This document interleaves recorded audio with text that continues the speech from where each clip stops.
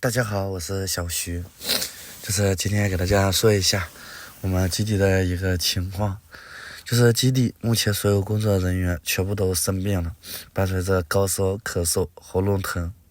然后就是浑身无力、浑身乏力，就是每个人都生病了，包括我也一样。我前2天身体要稍微轻微一点，但是就在这2天连续直播，在外面可能是受寒了。今天一下子就高烧、嗓子疼，然后眼睛肿，然后整个人抽抽的，浑身无力，特别的不舒服。然后今天中午吃完饭，然后喂完狗之后，我就去诊所输液了，因为实在是扛不住了，整个人站在那都要有种晕倒的感觉，所以去诊所输了一下午的液体。中午1点多过去输的液，到晚上6点多才结束，一共是4瓶液体。就是今天输1天液，看看明天恢复的怎么样。我也没有给大家录狗狗的视频，因为输完液已经6点多了，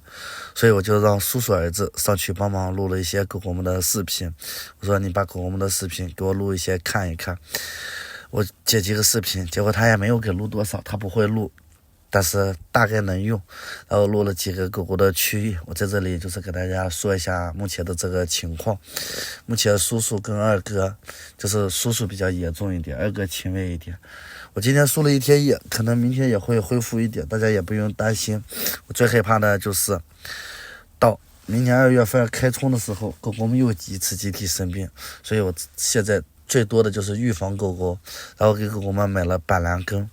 像去年就是过完年没多久，咱们260多只狗狗集体生病，没有一只好的，然后没办法，医院的医生上门来给治疗了半个多月才治疗好。狗狗确实治疗好很多，但是最后还是因为有些狗狗因为这个病离开了。所以呢，今年我一定要做好防护。然后这就是今天